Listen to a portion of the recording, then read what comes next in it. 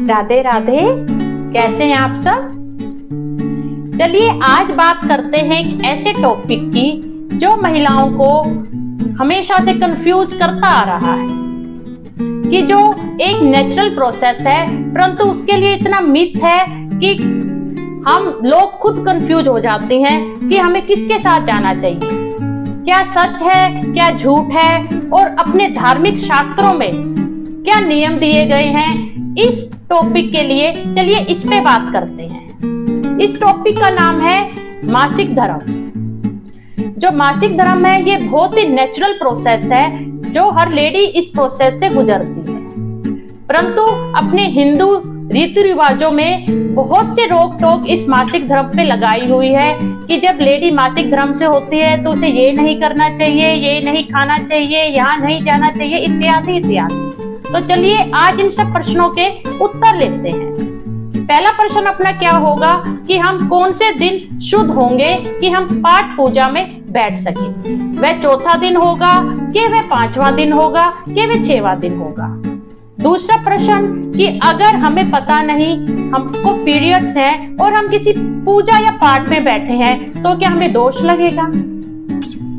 तीसरा प्रश्न क्या है कि अगर हम किसी व्रत का अनुष्ठान कर रहे हैं, हम उसकी कथा भी कर लेते हैं, भोग प्रसाद भी हम पा लेते हैं, उसके बाद अगर पीरियड्स होते हैं तो वह व्रत भंग तो नहीं होगा।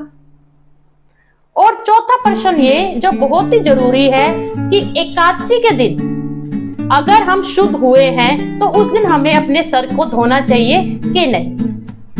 वीडियो के एंड में मैं आपको जो ये दोष होते हैं मासिक धर्म के, इसके निवारण हेतु बहुत ही दिव्य एक व्रत है, उसका भी मैं आपको सबसे एंड में बताऊंगी। तो आप वीडियो में मेरे साथ बने रहिएगा।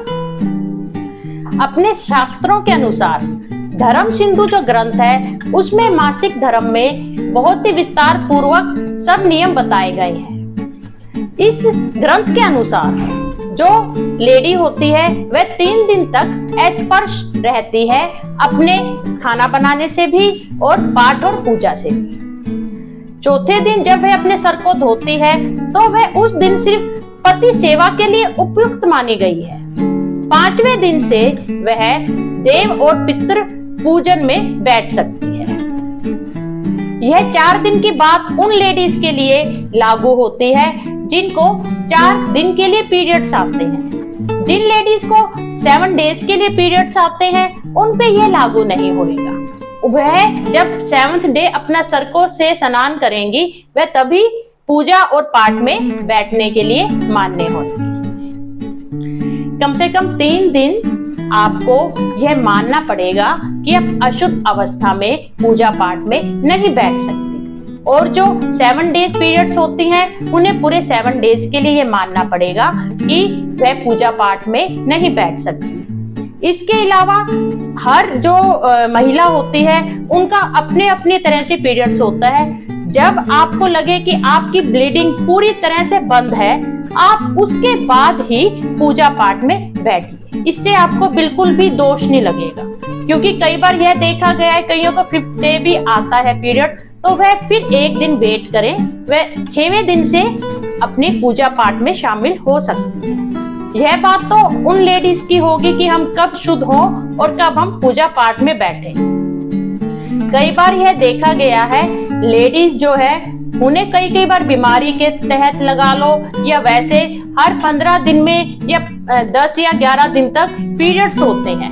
जो ऐसे लेडीज हैं उन्हें वह पाठ और पूजा के लिए मान्य नहीं है, परंतु वह रसोई में खाना बना सकते हैं। अब आते हैं अपने दूसरे प्रश्न पे। अगर आपको पता ना चले पूजा पाठ के दौरान कि आपको पीरियड्स आ गए हैं और आप सारी पूजा कर लेते हैं तो इसका आपको दोष लगेगा कि नहीं। देखिए इसका भी सीधा साधा सा जवाब है, सूतक तब तक नहीं लगता जब तक हमें पता ना चले कि कोई मृत्यु हो गई है। यह गरुड़ पुराण में लिखा हुआ है। इसी के अनुसार जब तक आपको यह पता ना हो कि आप पीरियड से हैं, तब तक अगर आप पाठ पूजा में बैठे हैं तो आपको बिल्कुल भी दोष नहीं लगेगा। परंतु अगर आपको पता है कि आप पीरियड्स में हैं, उसके बाद भी आप पाठ पूजा में बैठे हैं तो आपको दोष अवश्य लगेगा। अब बात करते हैं उन व्रत की जो बीच में छूटते नहीं हैं। जैसे 16 सोमवार हो गए, 16 गुरुवार हो गए, संतोषी माता के व्रत हो गए। ये जो व्रत छूटते नहीं है, इसमें ये होता है कि आप या तो कोई भी आपकी फैमिली मेंबर है, आप उससे अपनी कथा का श्रवण कर सकते हैं। आप किसी पंडित को बुला के आप अपनी पूजा करा सकते हैं, क्योंकि उसमें ये है कि वह आपके नाम का संकल्प कर देगा और पंडित जो है वह खुद पूजन करेगा, तो इसमें भी आपको तनिक भी दोष नहीं लगेगा। चलिए अब आते हैं अपने चौथे प्रश्न पे। कई बार ऐसे होता है कि हम कथा भी सुन लेते हैं, अपनी पाठ और पूजा भी कर लेते हैं, अपना भोग प्रसाद भी बना लेते हैं और बीच में व्रत के दिन हमें पीरियड्स आ जाते हैं, तो हमारा व्रत भंग तो नहीं हो जाता?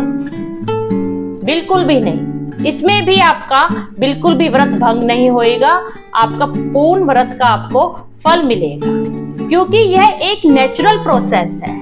ये आप जबरदस्ती नहीं लेके आए हो, तो इतना भगवान भी समझते हैं। और जहां तक रसोई में खाना बनाने की बात है, देखिए वैसे ही ये जो पीरियड होता है, इसमें महिलाएं बहुत चिड़चिड़ी हो जाती हैं, उन्हें थकान भी बहुत ज्यादा होती है, तो उनको वैसे भी रेस्ट की जरूरत होती है। तो पहले के जमाने से अगर ये चलता आ रहा है और कभी कभी बोलते कि इन्फेक्शन का खतरा भी हो जाता है, तो ये अच्छा ही होएगा कि अगर 3 दिन की बात होती है, अगर हम अपना खाना स्वयं बना ले, या अगर कोई अल्टरनेटिव आपके पास नहीं है तो महिला खाना बना सकती है, परंतु वह जो ठाकुर जी का भोग है या अमावस्या का जो खाना है, माता दुर्गा की जो हम अष्टमी और नवमी की कढ़ाई करते हैं, वैसा भोग है, वैसा भोग वह नहीं बना सकती। गाय की